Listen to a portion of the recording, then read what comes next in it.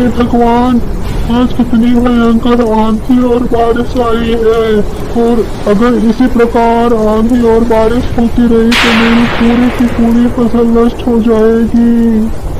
देवी एक बहुत ही सज्जन और ईमानदार व्यक्ति था। देवी अपने बूढ़े माता पिता के साथ रहा करता था।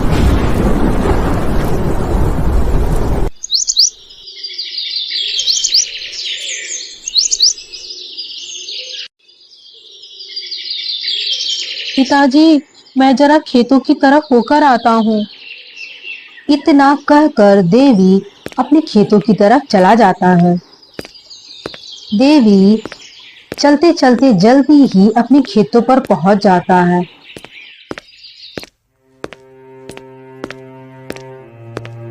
अपने खेतों की दशा देखकर देवी को बहुत कष्ट होता है।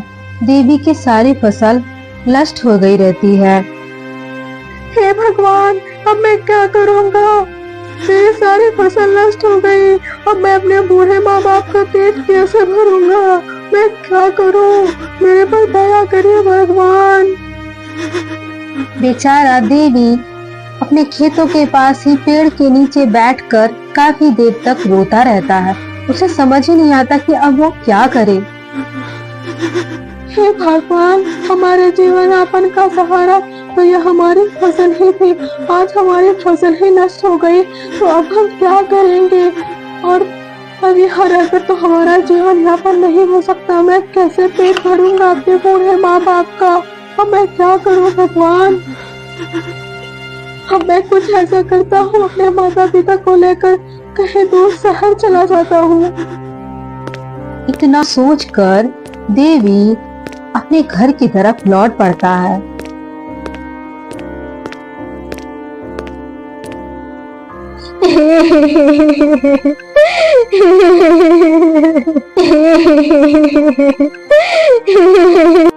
अरे ये क्या? ये कौन रो रहा है? देवी जल्दी जल्दी जिस दिशा से रोने की आवाज आ रही थी उस दिशा की ओर जाने लगता है।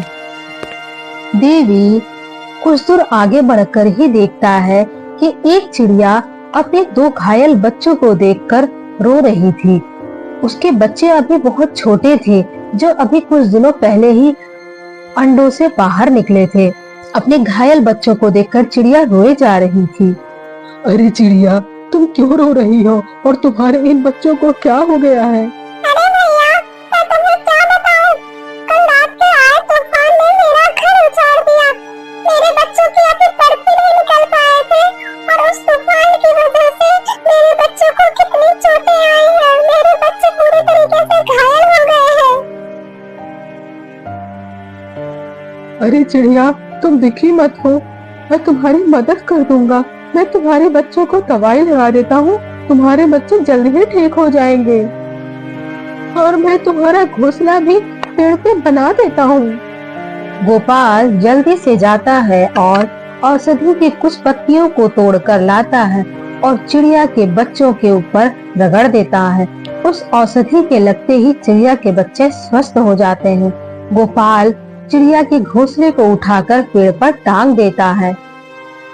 अब चिड़िया राहत की सांस लेती है और चिड़िया और उसके बच्चे बहुत खुश हो जाते हैं। हे दयालु इंसान, तुमने मेरे परिवार को मरने से बचाया है। तुम मेरे लिए भगवान से कम नहीं हो। बताओ मैं किस प्रकार तुम्हारी मदद कर सकती हूँ? क्योंकि तुमने मेरे ऊपर जो उपकार किया है वो उपकार मैं कभी नहीं भूल सकती। अच्छा चिड़िया, अब मैं चलता हूँ। अरे रुको भैया, अरे भैया, तुमने मेरी मुसीबत से निवारण कर दिया है, लेकिन मैं देख रही हूँ कि तुम्हारा मुख भी उदास है। तुम भी किसी मुसीबत में हो। बताओ मुझे जरा, तुम्हें किस बात की समस्या है? अरे चिड़िया, मैं तुम्हें क्या बताऊं? किस प्रकार इस तूफान ने तुम्हारे घोंसले को नष्ट कर दिया और तुम्हारे बच्चों को घायल कर दिया है, उसी प्रकार इसी तूफान ने हमारे फसलों को नष्ट कर दिया है। वही हमारा जीने का सहारा था। अब हमारे पास खाने पीने के लिए कुछ भी नहीं है। मैं अपने बूढ़े माँ बाप को क्या खिलाऊंगा? मैं खाना कहाँ से लाऊंगा? अपने बूढ़े माँ बाप को क्या खिलाऊंगा?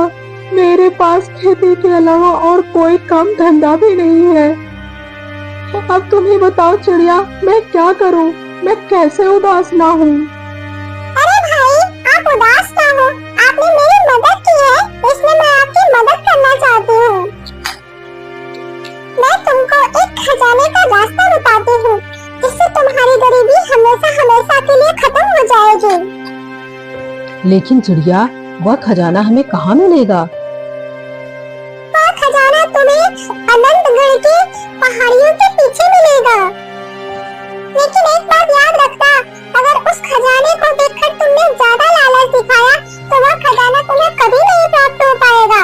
तुम उतना ही लेना उस खजाने से जितना तुम्हारी जरूरत हो। ठीक है चिड़िया, मैं तुम्हारी बात को याद रखूंगा। इतना बोलकर देवी खजाने की तलाश में निकल पड़ता है। काफी देर से चलते चलते देवी थक गया था और देवी को अब भूख सी भी लगने लगी थी।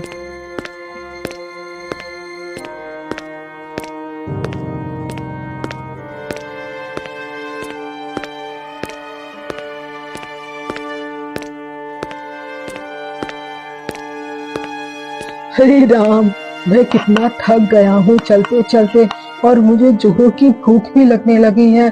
मैं क्या खाऊं? खाने के लिए तो कुछ दिखाई भी नहीं दे रहा है।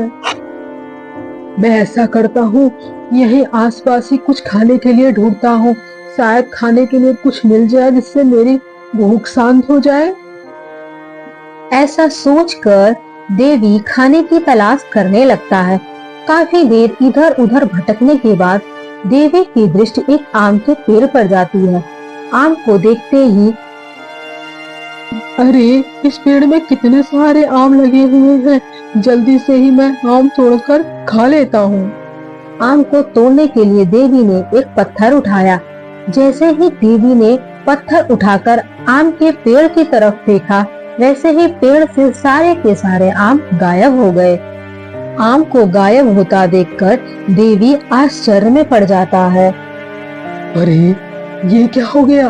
अचानक से ये सारे आम कहाँ गायब हो गए? पुत्र, तुम इस पेड़ का आम ऐसे नहीं खा पाओगे। अरे, आसपास कौन है? किसकी आवाज है? आसपास तो कोई दिखाई भी नहीं दे रहा। पुत्र, मैं तो तुम्हारे सामने ही खड़ा हूँ। मैं तो एक वृक्ष हूँ। लेकिन क्यों? मैं तुम्हारा फल क्यों नहीं खा सकता? बेटा, कई वर्षों से मनुष्यों ने हमें बहुत कष्ट दिया है। हमने मनुष्यों के लिए क्या नहीं किया। हमने मनुष्यों को छाया दी है, खुद धूप सहकर मनुष्य को छाया दिया, मनुष्यों को खाने के लिए स्वादिष्ट फल दिए। बदले में तुम इंसानों ने हमारे लिए क्या किया? हमने सारे के सारे पेड़ काट दिए, जिस वजह से आज इतनी कड़कती धूप पड़ रही है। भूमिगत जल का स्तर निरंतर घटता जा रहा है, जिस वजह से हम पेड़ों को पर्याप्त जल नहीं मिल पा रहा है। अगर ऐसा ही होता रहा तो जल्द ही पृथ्वी से सारे के सारे पेड़ खत्म हो जाएंगे और पृथ्वी का विनाश हो जाएगा। अगर तुम मनुष्य को पृथ्वी का विनाश रोकना है तो कोई भी व्यक्ति यदि मजबूरन एक पेड़ काटता है तो उसे 2 पेड़ जरूर लगाने चाहिए, तभी हम इस पृथ्वी को विनाश से बचा पाएंगे और सुरक्षित रख पाएंगे। लेकिन पेड़, मैं इसके लिए क्या कर सकता हूँ?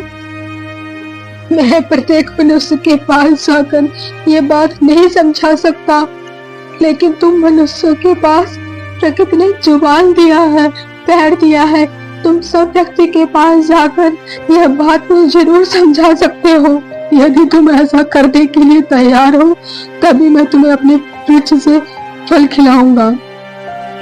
हाँ ठीक है पेड़, मैं आपके इस संदेश को जरूर जन जन तक पहुंचाऊंगा। देवी की यह बात सुनकर वृक्ष प्रसन्न हो जाता है और जल्दी से अपने कुछ फल नीचे गिरा देता है। गोपाल जल्दी ही उन फलों को उठाकर खाकर अपनी भूख मिटाता है और अपनी भूख को समाप्त करने के बाद गोपाल फिर से खजाने की तलाश में चल देता है।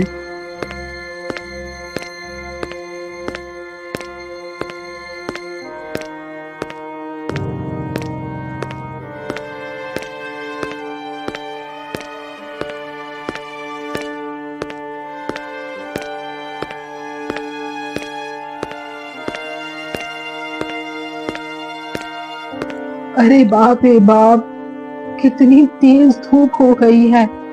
इस धूप में तो चलना दूभर हो गया है और मुझे कितनी जोरों की प्यास भी लग रही है। अरे ये नदी तो पास में ही है, चलो चलकर अपनी प्यास बुझा लेता हूँ। फिर गोपाल नदी में पानी पीकर अपनी प्यास बुझाता है।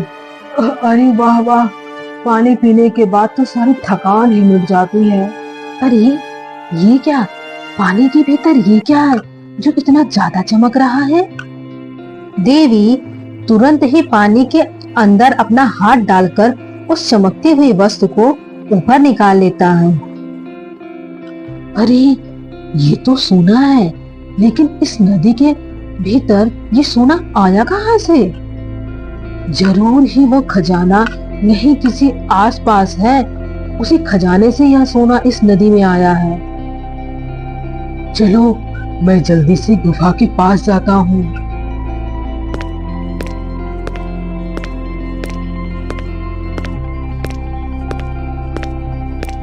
देवी चलते चलते जल्द ही अनंतगढ़ की पहाड़ियों पर पहुंच जाता है।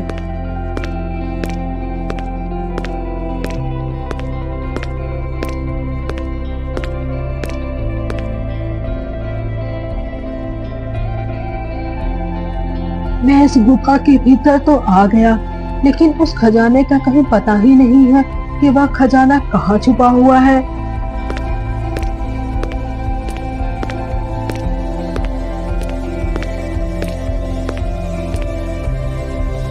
अरे ये क्या, इस पत्थर के नीचे से पानी कैसे आ रहा है? कहीं इस पत्थर के पीछे ही तो वह खजाना नहीं छुपा हुआ है। चलो इस पत्थर को ही हटाकर देखता हूँ। देवी जैसे ही उस पत्थर को हटाने के लिए छूता है, देवी के छूते ही वह पत्थर खुद ही दूर हो जाता है। अरे ये क्या, यह पत्थर तो मेरे छूते ही खुद ही दूर खिसक गया। देवी जल्दी ही उस दरवाजे से अंदर चला जाता है। अंदर जाते ही देवी देखता है कि पूरा की पूरी गुफा खजाने से भरी पड़ी है। हर तरफ सोना ही सोना है।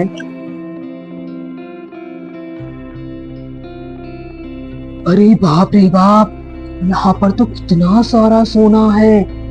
कहीं मैं कोई सपना तो नहीं देख रहा, इतना सारा सोना। अरे नहीं नहीं, मैं कोई सपना नहीं देख रहा हूँ। चलो जल्दी से अपनी जरूरत भर का सोना लेता हूँ और यहाँ से फटाफट निकलता हूँ। जल्दी से अपनी जरूरत भर का सोना एक पोटली में भरकर वहाँ से चल देता है। इतना सोना मेरे लिए पर्याप्त है। इतना कहकर देवी सोने की पोटली अपने सर पर रखता है और उस गुफा से बाहर निकल पड़ता है। देवी अभी कुछ दूर ही आगे बढ़ा था कि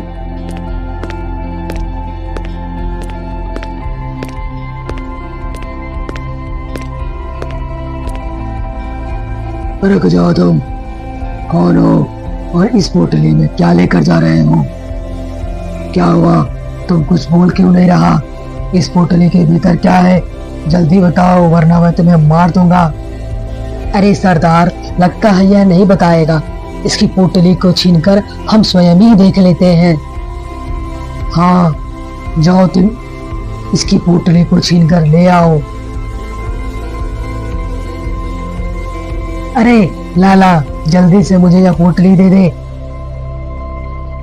बेचारा देवी डर जाता है और अपने सोने से भरी हुई पोटली को उन डाकुओं को दे देता है।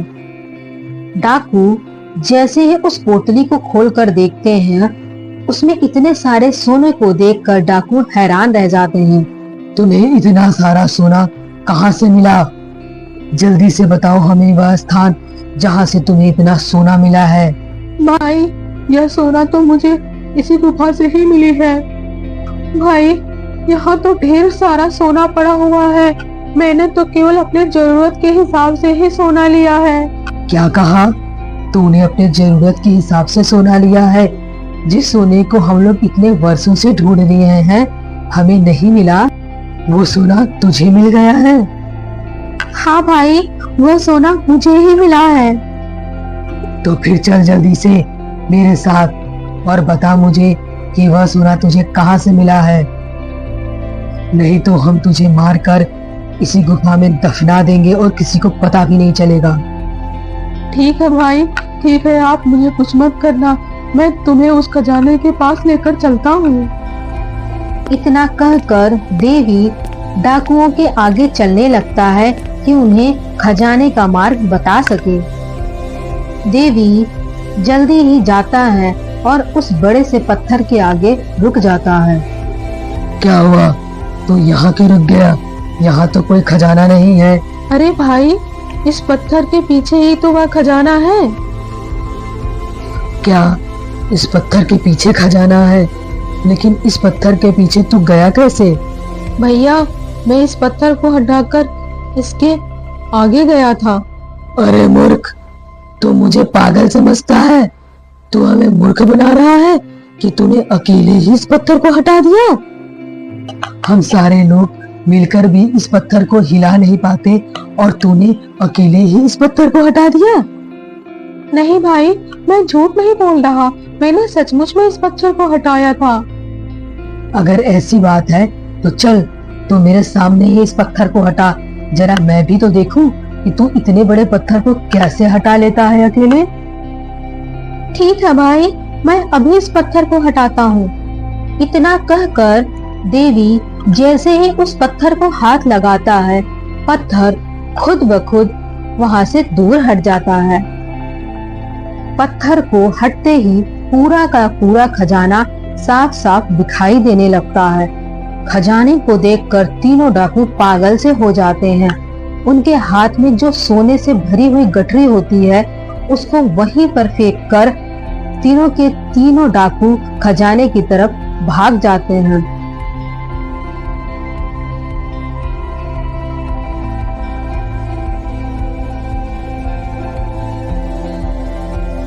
हा हा हा हा हा हा, कितना सारा सोना है। इस सोने को उठाकर हम अपने साथ लेकर जाएंगे। तीनों के तीनों डाकू बहुत खुश हो जाते हैं। डाकुओं के द्वारा इतना बोलते ही गुफा का द्वार बंद हो जाता है। तीनों दुष्ट डाकू उसी गुफा में फंस जाते हैं और उनकी मृत्यु हो जाती है। देवी जल्दी से अपनी पोटली को उठाता है और उस गुफा से भाग जाता है। Kindly follow and subscribe and press the bell icon for latest videos.